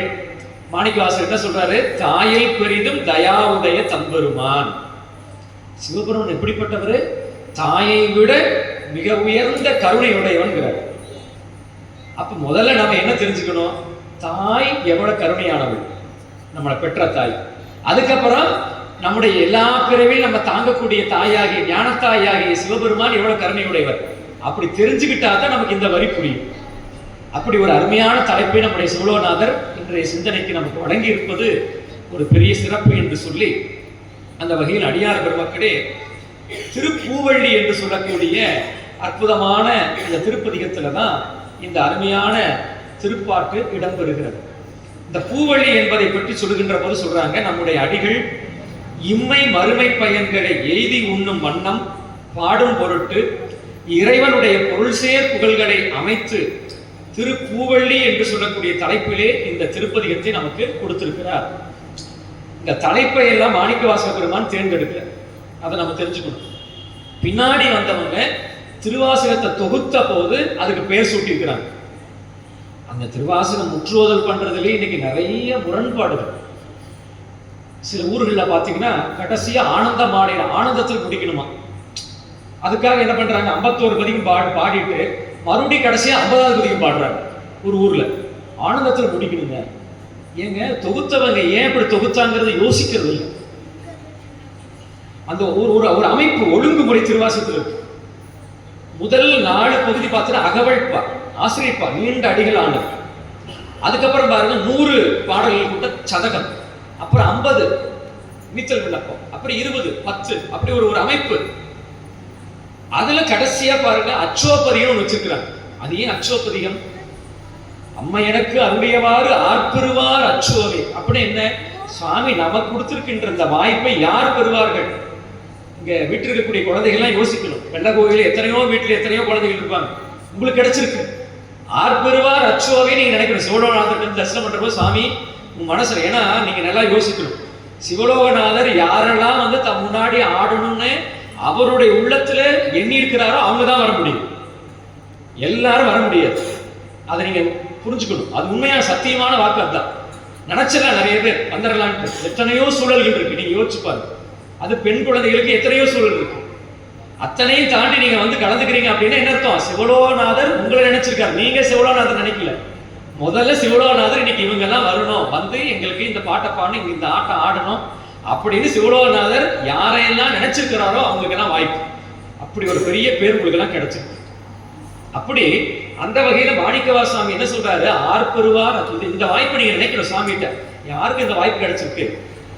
நம்மளாம் கேட்பாங்க, பள்ளிக்கூடத்துல கேட்பாங்க, இந்த தலைமுறை நீங்க தான் முதல் படிக்கிறீங்களா, கல்லூரியில் கேட்பாங்க, நீங்க தான் காலேஜில் முதல் தலைமுறையா அப்படின்னு கேட்பாங்க. அது மாதிரி உங்க தலைமுறையில உங்க அம்மா அப்பா வந்திருப்பாங்களா, அம்மா வந்திருப்பாங்களா, உங்க பாட்டி வந்திருப்பாங்களா, உங்களுக்கு கிடைச்சிருக்கு அந்த வாக்கு. இங்கேயே நீங்க சொல்லலாம், உங்களுக்கு என்னுடைய தலைமுறையில நான் தானே முதல் முறை இப்படி வழி பாவை விழாவில் கலந்துக்கிறேன், கை தூக்கி பார்க்கலாம். பாருங்க இவ்வளவு பேர், ரொம்ப மகிழ்ச்சி, பார்க்க சந்தோஷமா இருக்கு. ஏன்னா நம்ம மூதாதையர்கள், நம்ம அம்மா அப்பா அவங்க எல்லாம் கலந்துக்கல, உங்களுக்கு எல்லாம் அந்த வாய்ப்பு கொடுத்துருக்காரு சாமி. அப்ப அதுக்கே நம்ம என்ன பண்ண, சாமிகிட்ட இருந்து சிவலோநாதர்கிட்ட நன்றி சொல்ல முடியாது. தேங்க்ஸ் அப்படின்னு இங்கிலீஷ்ல சொல்றாங்க பாருங்க, அவ்வளவுதான். உனக்கு எனக்கு சம்பந்தமே இல்லை. நன்றி சொல்வது நம்ம மரபு அல்ல. எண்ணன்றி கொண்டாருக்கு உய்வுண்டாம் உய்வில்லை, செய் நன்றி கொன்ற மகற்கு. நன்றி மறப்பது நன்று அன்று. அதான் நம்ம இறைவன் நமக்கு செய்த நன்றிகளை மறவாம இருக்கும். ஒரே நல்ல தேங்க்ஸ் அப்படின்னு ஒரு வணக்கம் வச்சு போறது இல்லை. அது ஆங்கில கலாச்சாரம். நம்ம கலாச்சாரம் எப்பொழுதும் அந்த நன்றியை மறவாம இறைவனை ஏற்றுவது, வழிபடுவது. அதனால நீங்க அதுக்கே தினமும் சாமிட்டு வந்தோன்னா, அப்பா எங்களை எல்லாம் நினைச்சு நீ கூட்டு வந்திருக்கீங்க, ரொம்ப சந்தோஷம்ப்பா அப்படின்னு ஒரு நன்றியை வந்து பெருமாட்ட நன்றின்னு சொல்ல முடியாது. அதுக்கு ஒரு வணக்கம் வைக்கணும் சாமிக்கு. அப்படி அந்த வகையில் இந்த அந்த வகையில் தான் உங்களுக்கு திருவாசகத்துல வந்து உங்களுக்கு நிறைவு பகுதியில வந்து அச்சோபதிகத்தை வச்சாங்க. இந்த சிவபுராணம் பார்த்தீங்கன்னா எல்லா பதிகத்திலையுமே மணிமகுடமாக வச்சாங்க. சிவபுராணத்தை ஓதுனாவே திருவாசகம் முழுமையா ஓதுற புண்ணியம் கிடைக்குதுங்களா. முந்தை வினை முழுதும் மோய உரைப்பன்கிறார். சிவபுராணம் சொன்னாலே நம்முடைய வினையெல்லாம் தீர்ந்துருமா. அதனாலதான் அதை வந்து நமக்கு முதல்ல வச்சு நம்முடைய பெருமக்கள் வந்து வழிகாட்டி இருக்கிறாங்க. தினமும் சிவபுராணம் ஓதுவதே நம்முடைய அடியார் பெருமக்கள் நியமமா வச்சிருக்கிறாங்க. எல்லா சிவனடியார்கள் எல்லாருமே சிவபுராணத்தை ஓதுவாங்க. இதை வந்து நமக்கு வகுத்து கொடுத்துருக்காங்கன்னா, நமக்கு இன்னைக்கு என்ன பண்றாங்க, எல்லாத்தையும் மாத்துறாங்க. ஒரு ஊர்ல என்ன பண்றாங்க, கடைசியா சிவபுராணம் பாடி முடிக்கிறாங்க. ஏன் அப்படின்னா, திருவாசகம் முற்றுவதில் அடுத்த முறை வருதுக்கு இப்படி பாடினா தான் அடுத்த முறை வாய்ப்பு வரும். இப்பவே அட்வான்ஸ் புக்கிங், இப்பவே நாங்க பாடி வச்சுட்டு போயிடுறோம். அப்பதான் அடுத்த முறை திருவாசகம் படிக்கிறதுக்கு நேரம் சாமி வாய்ப்பு கொடுப்பாரு. இப்படி எல்லாம் நிறைய. இன்னும் சில ஊர்ல பாத்தீங்கன்னா, இந்த திருவம்பாவை இருக்கு பாத்தீங்களா, இந்த முற்றுவதல் பண்ற போது மார்கழி மாசம் மட்டும்தான் ஏலோர் எம்பாவாயின்னு பாடுவாங்க. எம்பாவாயின்னு மார்கழி மாசம் மட்டும்தான் சொல்லணுமா. ஏன்னா மாணிக்கவாசகர் நேரம் ஒரு புத்தகம், ஒரு கைடு போட்டு அவர் கொடுத்துருக்காங்க, அந்த அன்பட்டு கொடுத்துட்டு போயிருக்காங்க. இந்த கைட்ல அவர் சொல்லிருக்காராம். அப்படி சொல்றாங்க. மற்ற மாசம் என்ன பண்ணுவாங்கன்னா ஆடேலோர் முடிச்சுக்குவாங்க, எம்பாவாய் சொல்ல மாட்டாங்க. இப்படிலாம் சில பேர் இருக்கிறாங்க. இதெல்லாம் இந்த மாதிரி திருவாசகம் முற்றுவதில்ல இன்னைக்கு நம்ம மக்கள்லாம் கடைபிடிக்கக்கூடிய கொள்கையெல்லாம் பார்க்கிற போது, மாணிக்கவாசகர் பெருமான் மட்டும் மறுபடியும் வந்து என்ன பண்ணுற, திருவாசகம் நான் கைலாயத்தை கொண்டு போயிடுறேன், வேண்டாம் எல்லாம் திருவாசகம் மறைக்கட்டுன்னு கொண்டு போயிடுவார். ஏன்னா இன்னைக்கு திருவாசகம் பாடின மாணிக்கவாசகர் படம் துணிவுண்டு போடுறாங்க. அதை வச்சு ஊரா பாடக்கூடிய ஒரு படத்தை பெருசா போடுறாங்க. நீங்க நிறைய பார்க்கணும் ஊரோட எல்லாம். மாணிக்கவாசகர்ல நமக்கு திருவாசகமே இல்லை. இன்னைக்கு அது அவரை பரமாச்சாரியர் கொண்டாடுறத விட இவங்க இன்னைக்கு வந்தவங்களெல்லாம் கொண்டாடுறதான் பெரிய விஷயமாயி போச்சு. இப்படிப்பட்ட உலகத்துல நம்முடைய பெரியவங்க எல்லாம் மாணிக்கவாசக பெருமானை குருநாதராக நமக்கு வழிகாட்டி இருக்கிறாங்க. அப்படி மாணிக்கவாசக பெருமான் பாடி அந்த திரு பூவள்ளி என்று சொல்லக்கூடிய இந்த திருப்பதிகமானது, பெண்கள்லாம் காலையில மலர் பறிக்கின்ற போது பூவெல்லாம் அதுக்கு ஒரு சில பாடெல்லாம் பாடிட்டு பூ பறிச்சு கொண்டு போய் விற்பனை பண்றதுக்கோ கோயிலுக்கோ அதை பயன்படுத்திக்கிறாங்க. பாடெல்லாம் பாடி நீங்கெல்லாம் பார்த்துருப்பீங்க. அதுக்கு அந்த இதில் பூ பறிக்கிற நோம்பின்னே சொல்லுவாங்க. ஆடி மாசம்லாம் சில ஊர்ல எல்லாம் உண்டு. இப்போ நம்ம இதிலே கூட குழந்தைங்கலாம் ஒரு குடம் தண்ணி முண்டு ஒரே பூ பூத்துதான் அப்படிலாம் குழந்தைங்கலாம், இந்த குழந்தைகளுக்கெல்லாம் தெரியும், உங்களுக்கு எல்லாம் தெரியும் நினைக்கிறேன். இப்ப இருக்கிற தலைமுறைக்கெல்லாம் தெரியாது, வாரணிக்கெல்லாம் தெரியாது உங்களுக்கு. அதுக்கு முற்பட்ட ஒரு 10-15 வருஷத்துக்கு முன்னாடி இருக்கக்கூடிய குழந்தைகள்லாம் தெரியும். அந்த குழந்தைங்கலாம் விளையாடுவாங்க. அப்படியெல்லாம் அந்த பூ பறிக்கிறதுக்காகவும் பூச்செடி வச்சு அந்த மாதிரி நிறைய பூ மையமிட்டு பாட்டெல்லாம் உண்டு. இதை மாணிக்கவாசக பெருமான் பாடுறாரு. என்னமோ பாட்டு பாடிட்டு போறாங்க. நம்முடைய பாட்டு எப்படி இருக்கணும், பொருள் சேர் புகழ், இறைவனுடைய பொருள் சேர் புகழை பாடணும். இறைவனுடைய புகழை பாடாத பாட்டெல்லாம் எப்படிப்பட்டதுங்க, அதெல்லாம் பொருளற்ற பாட்டு. அந்த பாட்டால எந்த பயனும் இல்லை. அப்ப என்ன பண்றாரு உங்களுக்கு, அப்ப பொருள் சேர் புகழை பாடணுங்கிறதுக்காகவே மாணிக்கவாசக பெருமான் பாடியதுதான் இந்த திருப்பூவள்ளி என்று சொல்லக்கூடிய பதிகம். அதுக்கு தலைப்பு கொடுத்தாங்க பாருங்க பெரியவங்க, மாயா விஷயம் நீக்குதல் அப்படின்னாங்க. இதுக்கு தலைப்பு என்ன, மாயா விஷயம் நீக்குதல் அப்படின்னு என்ன அர்த்தம், இந்த பதிகத்துல சொல்லப்பட்டபடி கருத்துப்படி நாம் நின்னோம்னா, இந்த மாயா பொருட்கள் இருக்கு பாருங்க, உலகத்துல நம்ம கண்ணுக்கு புலப்படக்கூடிய பொருட்கள் எல்லாம் மாயா காரியம்னு சொல்லுவாங்க. தோன்றி நின்று அழியக்கூடியது. இந்த தோன்றி நின்று அழியக்கூடிய பொருட்கள் மீது நமக்கு ஏற்பட்டிருக்கிற மயக்கம் இருக்கு பாருங்க. உலகத்துல நிறைய மயக்கம். நான் கல்லூரிக்கெல்லாம் போன மாணவர்களுக்கு காலையில வந்தோம்னா உண்ட மயக்கம் தான், அப்படியே உட்காந்துருக்கோம். அப்புறம் கொஞ்ச நேரம் போனா பசி மயக்கம் வந்துடும். அப்புறம் மறுபடியும் மதியானம் கூட சாப்பிட்டது மறுபடியும் உண்ட மயக்கம். இதுக்கிடையில வேற வேற மயக்கங்கள்லாம் வேற. கல்லூரிலாம் எங்களோட நிலைமைலாம் நினைச்சு பார்த்தீங்கன்னா ஆசிரியர் நிலைமைகள்லாம் ரொம்ப கொடுமையா இருக்கும். அப்படி எல்லாம் பல மயக்கத்தில் இருக்கிறாங்க உலகத்துல. 6 கோடி மாயாசக்திகள் வேறு வேறுதான் மாயைகள் தொடங்கின. ஒரு மாணவன் வரான், கேட்கிறான், ஏன்டா எனக்கு காலேஜ் ஃபீஸ் எல்லாம் கட்டாம இருக்கிற, என்னடா அப்படின்னு கேட்டா அவன் சொல்றான், உங்களுக்கு இப்பதாங்க எங்க தலைவர் வந்து விக்கிரவாண்டியில மாநாடு போட்டிருக்காருங்க, அதுக்கு நாங்கெல்லாம் வேன் வச்சுட்டு போறோங்க, அதுக்கு 2000 ரூபாய் செலவாயிருச்சு சார் அப்படின்னா. சேர்றா, இன்னும் 10 நாள் கழிச்சு மறுபடியும் கேட்கிறேன், இப்பவாது கட்டுவியாடா அப்படின்னா, இல்லைங்க சார் இப்பதான் எங்க ஊர்ல தலைவர் கட்சி தொடங்கி இருக்காருல்ல, கொடிமரம் நடனம், அதுக்கு வேற 2000 போயிடுச்சு சார், நீ பேசாம தலைவர் பின்னாடியே போயிடுறா, உனெல்லாம் எதுக்கடா காலேஜ். இப்படி மாணவ செல்வங்கள்லாம் வந்து உங்களுக்கு இந்த உலகியல் விஷயங்களை திரை உலகத்தினர் மீது அவ்வளவு ஒரு என்ன சொல்றது, அந்த பக்தியை வந்து வார்த்தையால சொல்ல முடியாது, அடிமையா இருக்கான். ஒரு அம்மா ஒரு திரைப்படம் வருதுன்னா மலேசியாவில இருந்து இங்க வந்து திரைப்படம் பார்க்க வருது. இங்க வந்து புண்ணிய தலங்களை தரிசனம் பண்ண வந்தா கூட சந்தோஷம் சொல்லலாம். சினிமா பார்க்கறதுக்கு மலேசியாவில இருந்து வருதுன்னா எவ்வளவு தூரம் இவங்க எல்லாம் அறியாமல் இருக்கிறாங்க அப்படிங்கிறதுக்கு இதை விட வார்த்தை இல்லைங்க. சமீபத்தில் கூட ஒரு திரைப்படம் ஏதோ 2ன்னு ஒரு படம் வந்துச்சு. எந்த படம் உங்களுக்கு எல்லாம் தெரியும். 2 பேர் செத்து போயிட்டாங்க, தாய் மகன் 2 பேர் கூட்டத்தில் போய் சிக்கி செத்து போயிட்டாங்க. ஏதோ கோயில வழிபாட்டுக்கு போய் திருவிழாவில் சிக்கி செத்தா கூட புண்ணியம் கிடைக்கும். சினிமா பார்க்க போய் செத்தா நமக்கு என்ன புண்ணியம் கிடைக்கும்?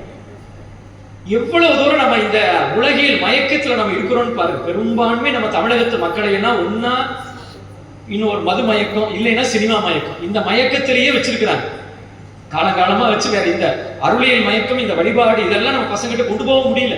இப்ப பார்த்தா இதுவே ஒரு சினிமாக்காரர் வரானே எல்லாம் போயிடும். இதுவே ஒரு சன்னிதானம் வராங்க, ஒரு வழிபாடு இருக்கிறவங்க வராங்க, ஒரு திருவாசக முத்துவல் பண்றாங்கன்னா ஒருத்தர் வருது. ஏன்னா அதனுடைய அருமை தெரியுது. எனக்கு என்ன காரணம்? எல்லாம் இந்த மாயையில மயங்கி கிடக்கும். இந்த மாயையில மயங்கி கிடக்கிற நம்மை வந்து அதிலிருந்து மீட்டு கொடுப்பதான் இந்த திருப்பூவழி பதிகம். அதுதான் தலைப்பு கொடுத்தாங்க, மாயா விஷயம் நீக்குதல் அப்படின்னாங்க. அப்படிப்பட்ட இந்த திருப்பூவழி திருப்பதிகத்துல நமக்கு அற்புதமான ஒரு பாடல், 3வது பாடல். ஞாயிற்கடைப்பட்ட நம்மையுமோர் பொருட்படுத்து தாயில் பெரிதும் தயாவுடைய தம்பெருமான் மாய பிறப்பறுத்து ஆண்டான் என் வல்வினையின் வாயில் பொடியட்டி பூவல்லி கொய்யாமோ என்ற இந்த 3வது பாட்டுடைய சிந்தனை தான் இன்று நாம் எடுத்துக்கொள்கிறோம். நல்ல வேலை எடுத்துக்கொண்டார், வந்துட்டார், தலைப்புகளை வந்துட்டாருன்னு நிறைய பேர் நினைக்கலாம். அப்படி அந்த வகையில் அந்த தலைப்புல என்ன சொல்றார் மாணிக்கவாசகர் சுவாமி இந்த பாட்டுல? மிக முக்கியமான ஒரு செய்தி என்னன்னா, இறைவன்கிட்ட நமக்கு உருக்கம் ஏற்படணும், அன்பு. அந்த அன்பு தான் நமக்கு வந்து இறைவன்கிட்ட நம்ம கொண்டு போகும். அப்ப இறைவன் பால் நமக்கு அன்பு ஏற்பட வேண்டும் என்று சொன்னால் இறைவனிடத்துல நம்முடைய மனசு உருகணும். இப்ப நிறைய பேர் கோயில் போய் அழுவாங்க. அழுகுறவங்க எல்லாமே பக்திமான்னு நினைச்சிடக்கூடாது. ஏன்னா அவங்க எதுக்கு அழுகுறாங்கன்னு அவனுக்கு தான் தெரியும். ஒரு நம்ம வழிபாட்டு வரக்கூடிய ஒரு அடியாருங்க, அவங்க 48 நாள் திருச்செங்கோட்டுக்கு விரதம் இருந்து தினமும் மலை ஏறி நடந்து, மௌன விரதம், தினமும் மலை ஏறி நடந்து தரிசனம் பண்ணிட்டு வந்து 48 நாள் ஒருவேளை மட்டும் உணவு எடுத்துக்கிட்டு சிவபூஜை பண்றவங்க ஒரு கடுமையான விரதம் இருந்தாங்க. அவங்க நல்ல வகுப்பு பாடம்லாம் கேட்பாங்க. ஈரோட்டு சிவகலியம்மான்னு சொல்லக்கூடியவங்க. அவங்க தினமும் அங்க மலையில போய் உட்காந்து சாமி தரிசனம் பண்ற போதெல்லாம் நிறைய சிந்தனைகள் வந்து அவங்க அறியாம கண்ணில் தண்ணி வந்துட்டே இருக்குமா. அங்க ஒருமா பார்த்துட்டு கவலைப்படாதம்மா சாமி கைவிட மாட்டாரு. அவங்க சாமி நினைச்சு அழுகுறாங்க. ஒரு அம்மா வந்து தட்டி கொடுத்து தடவை கொடுத்து வருத்தப்படாதம்மா, என்ன கஷ்டமா இருந்தாலும் சாமி சரி பண்ணிடுவார். அவங்ககிட்ட என்ன சொல்றது, அவங்க மௌன விரதம், அதனால எல்லாம் சாமி விட்டாங்க. அப்ப அழுதாவே நம்ம என்ன நினைக்கிறாங்க, சில பேர் வந்து இப்படி உலகில் அழுதான்னு நினைக்கிறாங்க. அதைத்தான் அந்த காலத்திலேயே நமக்கு அந்த உலகியல் அழுகைக்கும் அருளியல் அழுகைக்கும் வேறுபடுத்தி காட்டினாங்க. உலகியலுக்காக அழுதா இந்த விழி ஓர இந்த இடத்துல கண்ணீர் மூக்கு ஒட்டி தண்ணி வருமா. நீங்க வீட்டுல போய் வேணா அழுது பாருங்க. சார் இன்னும் கொஞ்ச நேரம் நீங்க பேசினா நாங்களாம் அழத்தான் போறோம் அப்படின்னு பிள்ளைங்களாம் சொல்றாங்க. ஒரு 10 நிமிஷம் அப்படி இந்த மூக்கு கிட்ட இந்த இடத்துல தண்ணி வரும்போது அழுதப்பா கவனிச்சு பாருங்க. இந்த மூக்கு ஓரத்துல வந்தா உலகியல் துன்பத்துக்காக அழுவுது. இறைவன் பால் கொண்ட அன்பினாலே ஆனந்தத்தினாலே கண்ணீர் வந்ததுன்னா அது விழியோர சுரக்குமா, விழியோர சுரக்கும். நீங்க கவனிச்சு பார்க்கலாம். அடுத்து நீங்க துன்பத்துக்காக அழுதீங்கன்னா வாயை குவிச்சு அழுவீங்களா, ஊன்னு அழுவாங்க. அழுவுறேன்னா பாருங்க, ஊன்னு அழுவாங்க. ஆனா அருளில் சாமி நமக்கு செய்திருக்கிற அந்த அற்புதத்தை நினைச்சு அந்த ஆனந்தத்துல கண்ணீர் சிந்துற போது வாய் மலர்ந்து இருக்குமா. இதெல்லாம் எங்கேங்கிற ஆதாரம்? நீங்க பாட்டுக்கு எங்கேயும் பார்த்த மாதிரி எதுக்காக ஏதோ ஆய்வு நடத்தி யுனெஸ்கோல ஆய்வு நடத்துற மாதிரி சொல்றீங்களே நீங்க கேட்கலாம். நியாயமான கேள்வி, மனசுல நினைக்கிறீங்க, மைண்ட் வாய்ஸ் கேட்குது. ஆமா, அருமையா ஐயா சொன்னாங்க பெரிய புராணத்துல. ஏன்னா இந்த ஊர்ல பெரிய புராணம் சொல்றது வந்து கொள்ளக்கடையில் ஊசி விற்கிற மாதிரி. ஏன்னா பெரிய புராண செல்வர் ஐயாவுக்கு முன்னாடி எல்லாம் நம்ம சொல்றது அப்படிங்கிறது வந்து தவற மன்னிக்கணும் உங்களுக்கு. அப்படி பெரிய புராணத்துல சொல்றார் ஞானசம்பந்த பெருமானுடைய புராணத்தை தெய்வ சேக்கிழார் பெருமான் புனிதவாய் மலர்ந்து அழுத. எப்படி எழுதாரு? புனிதவாய் மலர்ந்து, வாய் வந்து விரிஞ்சு. அப்ப குவிந்து அழுதால் உலகில் துன்பத்துக்காக குவிந்து அழுவது. அதுவே இறைவனை நினைச்ச ஆனந்தத்துல சிரிச்சோம்னா அது மலர்ந்து அழுமா. அப்படிப்பட்ட அந்த உருக்க நமக்கு வரணும்னா நாம செய்ய வேண்டிய மிக முக்கியமான விஷயம் என்னன்னா, இறைவனுடைய பெருமையும் நம்முடைய சிறுமையும் எண்ணி பார்க்கணும். அதுதான் விஷயம். மாணிக்கவாசக பெருமான் உள்ளிட்ட அனைத்து ஆச்சாரியர்களும் நம்ம காட்டின விஷயம் தான். இறைவனுடைய பெருமையை நினைக்கணும், நம்முடைய சிறுமையை நினைக்கணும். ஆனா நம்ம இன்னைக்கு என்ன நினைக்கிறோம்னா, அப்படியே தலைகீழா நான் போலின்னா அந்த கோயில ஒண்ணுமே நடக்காதுங்க. நான் போய் கொடுக்குற மாலைதான் சாமிக்கு இருக்கும், வேற பூவே இருக்காது. நான் போனாதான் விளக்கே எரியும். அப்ப என்னன்னா அந்த சாமி சிறுமியாக்கி இவங்களை பெருமை நினைக்கிறாங்க. அப்ப உருக்கமே வராது, ஜென்மத்துக்கும் வராது. என்ன நினைக்கணும்? இந்த ஊர்ல எத்தனை பேர் இருக்காங்க, இவ்வளோ பெரிய பெரும் கருணையான நம்மையும் ஒரு பொருட்டாக்கி நமக்கு இன்னைக்கு வாய்ப்பு கொடுத்துருக்கானே, அந்த சாமிக்கு எவ்வளோ கருணை அப்படின்னு நினைச்சோம்னு வச்சுக்க உங்களுக்கு. அவர்கிட்ட அவர் நம்ம அறியாம அந்த பெருமானை பார்த்தோன்னா அழுக வந்துடும். நம்ம ஒரு பொருட்டாக்கி கூப்பிட்டுருக்காரே சாமி, அதான் பெருங்கருணை. எங்க ஊர்ல பாவை விழாவுக்கு இப்ப இன்னைக்கு கூட அடியருக்கு நேற்று கூட காப்பு கட்டிருக்காரு. அங்க அடியன் 20 பாடல் விண்ணப்பம் பண்றோம். ஒரு ஆண்டு விண்ணப்பம் பண்றோம்.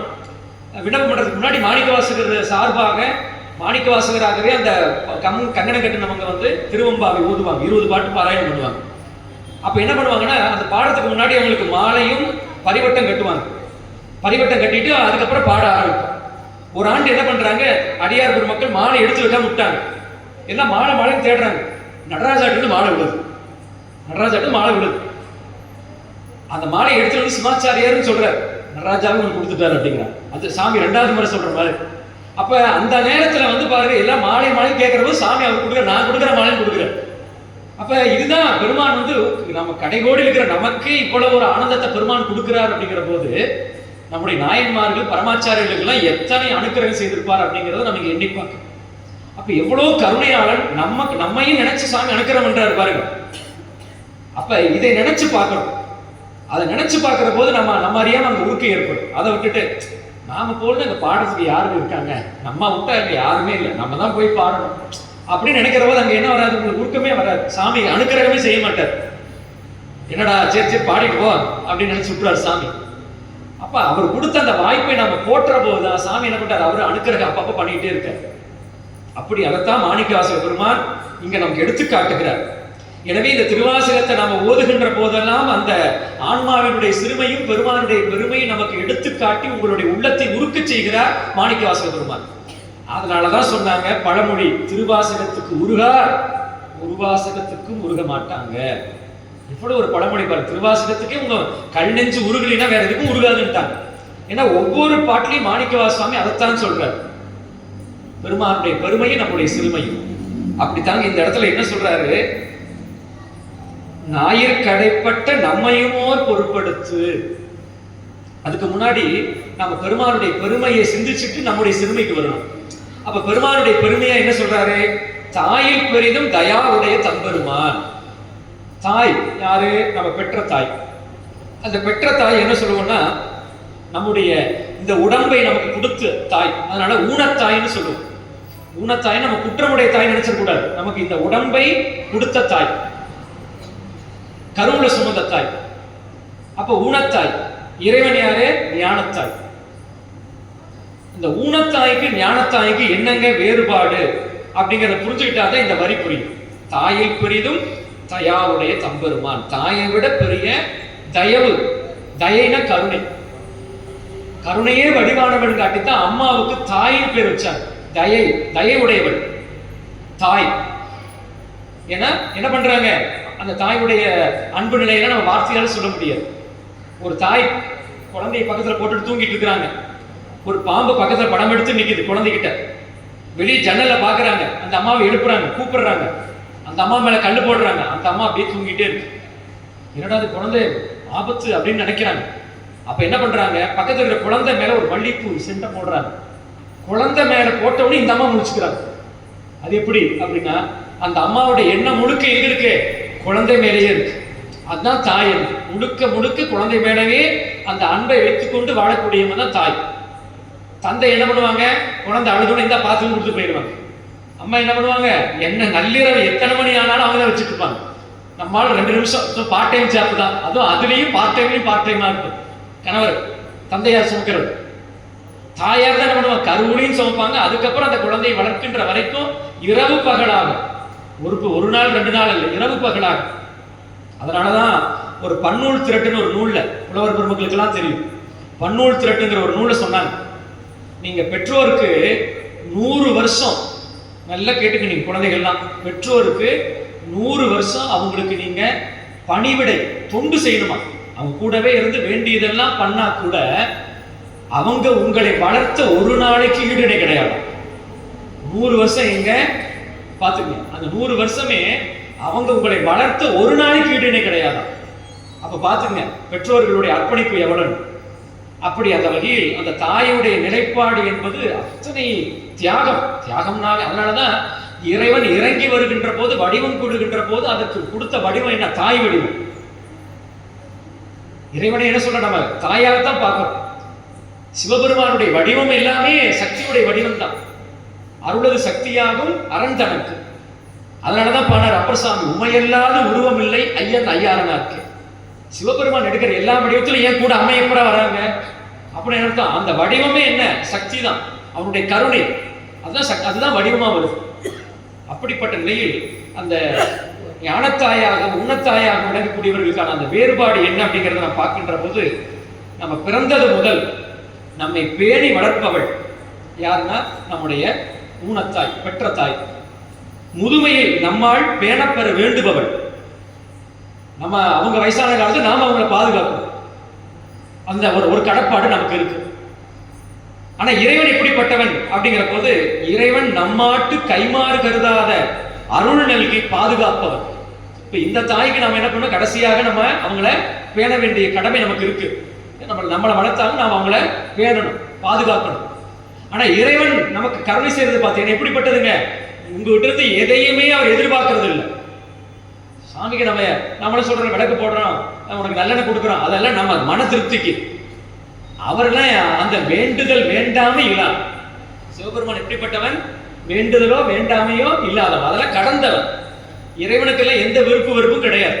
நாம செய்யறதெல்லாம் நம்முடைய மன திருப்திக்கு தான் பண்றோம். நீங்க நினைச்சு பாத்தீங்கன்னா, சாமி சாப்பிட மாட்டாருங்கிற தைரியத்தில் தான் நீங்க 21 இலை போட்டு படைக்கிறீங்க. நீங்க போடுற இலையெல்லாம் சாமி எடுத்துக்குவாரு. நீங்க இலை ஒரு இலை தானே போடுவீங்க. வீட்டுல 11 இலை போடுவீங்களா, 7 இலை போடுவீங்களா? ஒரே ஒரு இலை போதும். அதுவும் நம்ம இந்த 11 இலை போடுற போது காக்காய்க்கு ஒரு சின்ன இலையை ஒன்று போடுவாங்க.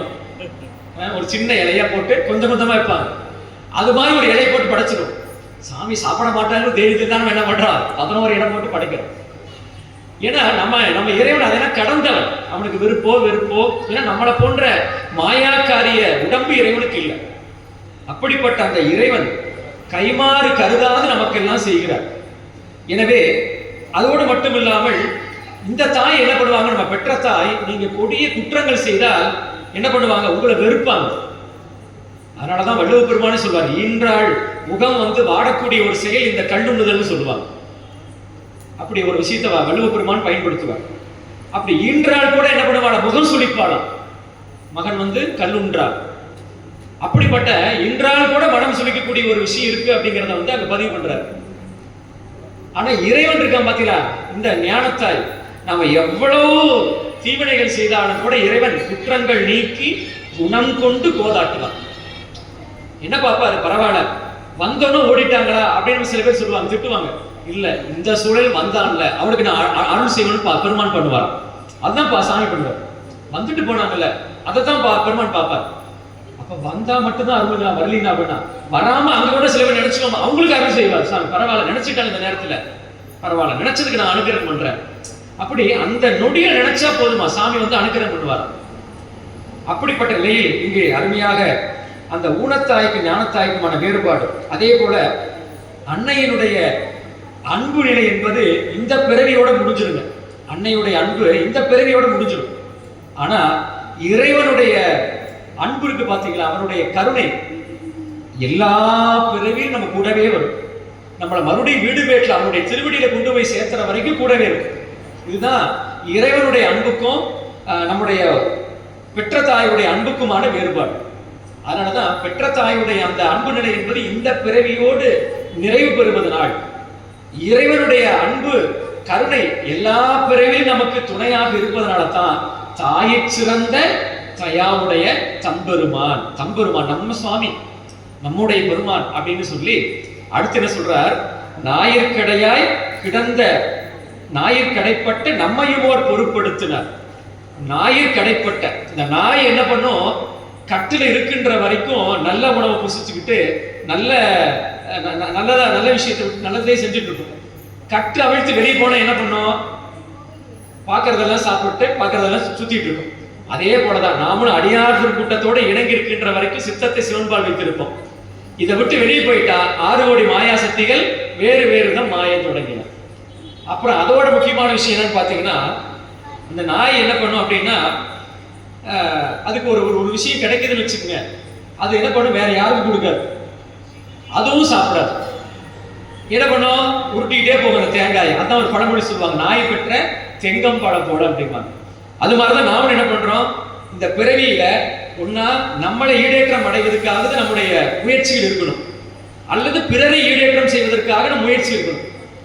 பிறருக்காகவாவது நம்ம வாழணும், இல்லை நமக்கு நம்ம ஆண்மை ஈடேற்றத்துக்காக வாழணும். ரெண்டும் இல்லாம என்ன பண்றோம், பிறவி கடத்திட்டே இருக்கிறோம்.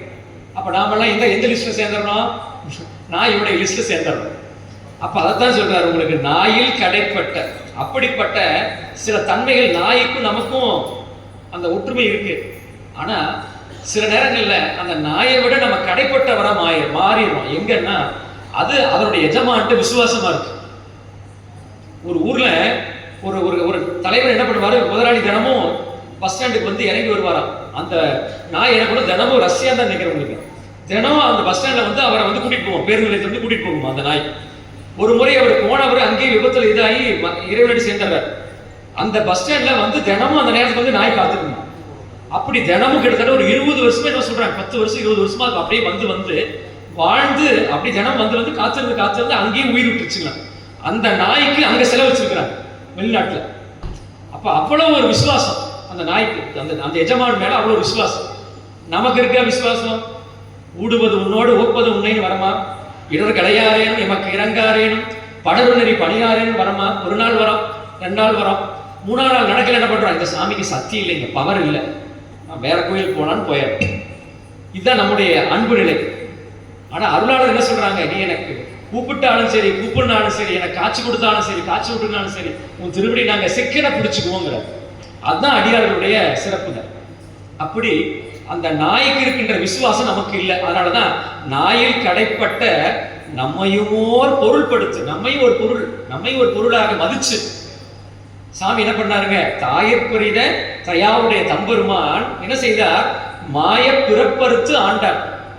இந்த மாயா காரியமாகி உலகத்து மேல நாம் வச்சிருக்கின்ற அந்த தொடர்பை என்ன பண்ணாருங்க, திருப்பெருந்துறையில வந்து நீக்கி உண்மை நிலை என்னன்னு காட்டினார். அதான் இறைவன் வந்து ஞானத்தை கொடுக்கின்ற போது பதி பசு பாசம் என்று சொல்லக்கூடிய அந்த முப்பொருளுடைய உண்மை நிலை நமக்கு தெரியுமா, உள்ளதை உள்ளவாறு உணர்கின்ற தன்மை தான் இறைவன் வந்து நம்ம குருநாதனாக வந்து உபதேசம் பண்ணுவார். அப்படி உபதேசம் பண்ற போது நமக்கு என்னவாகுது, இந்த மாயா காரியங்கள் மேல வச்சிருக்கிற அந்த பட்டு நமக்கு விலகிடும். அதனாலதான் ஞானசம்பந்த பெருமான் பூம்பாவை பார்க்கிற போது அவருக்கு எந்த மயக்கமும் வரல. இன்னைக்கு எவ்வளவு கூத்துகள்லாம் நடந்துட்டு இருக்குன்னு நம்ம பார்க்கிறோம், எத்தனையோ செய்திகள்லாம் வேதனையான செய்திகள்லாம் நம்ம படிக்கிறோம் பார்க்கிறோம். 16 வயது இளைஞர் 12 வயது திருமணம் பருவத்து ஒரு பெண்ணை பார்க்கிற போது மகளா பார்த்திருக்காரு.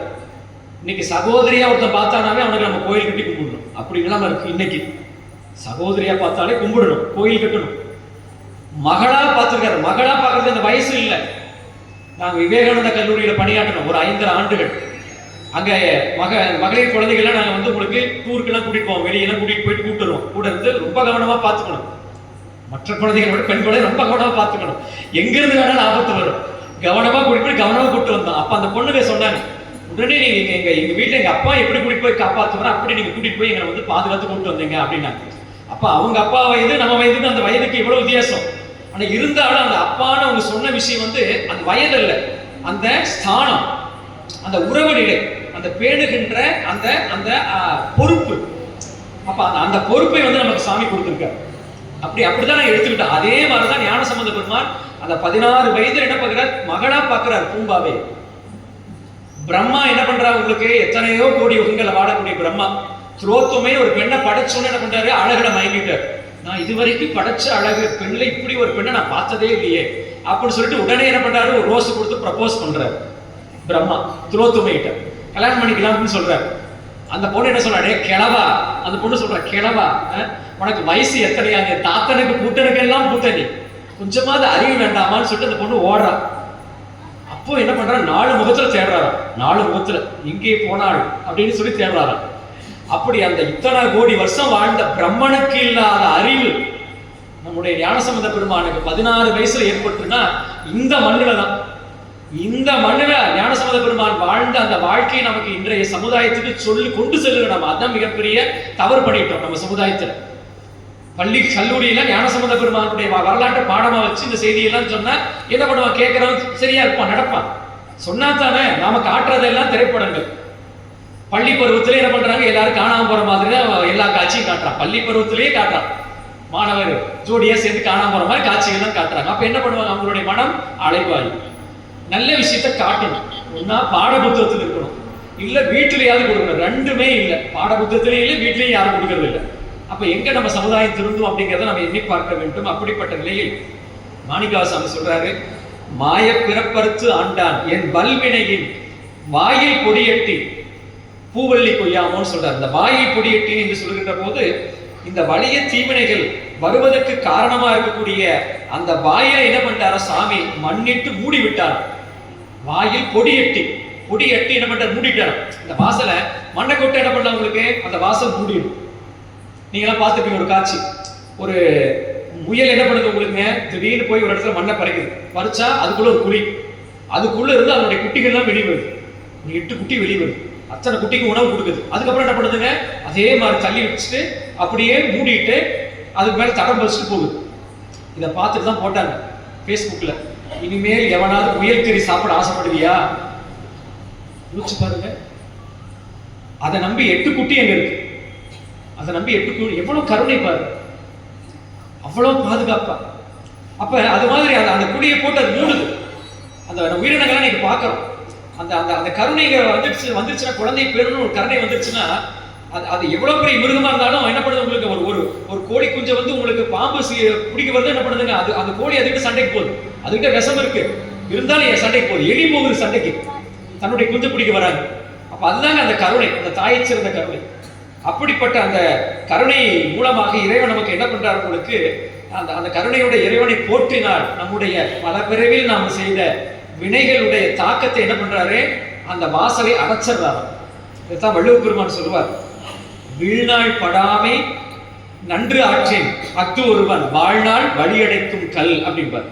யார் ஒருவர் ஒரு நாள் கூட தவறாம ஒரு நல்ல விஷயத்தை கடைபிடிச்சிட்டு வந்தீங்களோ அவங்களுக்கு அந்த விஷயமே என்ன பண்ணுமா, பிறவிங்கிற வழியை அடைக்கக்கூடிய ஒரு கல்லாக மாறும் அப்படின்னு வள்ளுவர் பெருமான் சொல்றார். அதே செய்தி தான் இங்க நம்முடைய மாணிக்கவாசகர் பெருமானும் நாமும் என்ன பண்ணணும், நம்முடைய சிறுமையை எண்ணி, நம்முடைய நிலைப்பாட்டை எண்ணி, பெருமானுடைய பெருமையை நினைத்து அவரிடத்துல அன்பு செலுத்தி வழிபட்டால் நம்முடைய பிறவி வருகின்ற வாசலை பெருமான் வினை வாசலை அடைத்து விடுவான் அப்படிங்கிற ஒரு அற்புதமான ஒரு செய்தி நமக்கு இந்த இடத்துல மாணிக்கவாசாமி சொல்லியிருக்கிறார். எனவே இதை உணர்ந்து கொண்டு நம்ம அடியார் பெருமக்களாகி நாமெல்லாம் எப்பொழுதும் ஆலயத்தில் வந்து வழிபாடு செய்கிற போதெல்லாம் பெருமானுடைய பெருமையும் நம்முடைய சிறுமையும் எண்ணி எண்ணி போற்றி வழிபாடு செய்வதே நாம் உய்தி அடைவதற்கான வழி என்பதை நமக்கு இங்கே காட்டியிருக்கிறார் என்று சொல்லிக்கொண்டு இந்த சிந்தனையை நாம் நினைவில் கொண்டு உய்தி அடைவோமாக என்று சொல்லிக்கொண்டு கேட்ட பெருமக்கள் எல்லோருக்கும் எல்லா நலன்களையும் எல்லா வளங்களையும் அருந்தரும் வாரணியும் உடனாகிய திரு தொண்டீஸ்வர பெருமானுடைய திருவருடும் மாணிக்கவாசாமியுடைய குருவருடும் அருளும் என்று வாழ்த்தி நிறைவு செய்கின்றோம். காவாய் கனகத்திரளே போற்றி, திருச்சிற்றம்பலம், தில்லையம்பலம்.